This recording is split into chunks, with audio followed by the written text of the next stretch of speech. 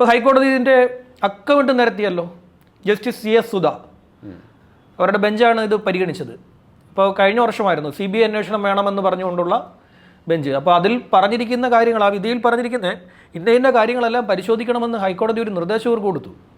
ഇപ്പം 4 മാസം മുമ്പ് ഹൈക്കോടതി ഇതിനകത്ത് ഇടപെട്ടിട്ടുണ്ട്. ഇനി നിങ്ങൾക്ക് ഞാൻ 2 മാസം കൂടി സമയം തരുള്ളൂ എന്ന് ക്രൈംബ്രാഞ്ചിന്. 8 കൊല്ലമായി, ഇതുവരെ എങ്ങും എത്തിയില്ല. ഇതിൻ്റെ ഒരു ഗോൾഡൻ അവേഴ്സ് ഉണ്ട്. ഏത് കേസാണെങ്കിലും ഒരു ഗോൾഡൻ അവേഴ്സ് ഉണ്ട്, സുവർണ മണിക്കൂറുകൾ.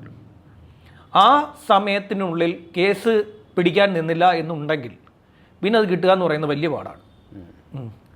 ആ സമയം പോലീസ് നശിപ്പിച്ചു കളഞ്ഞു.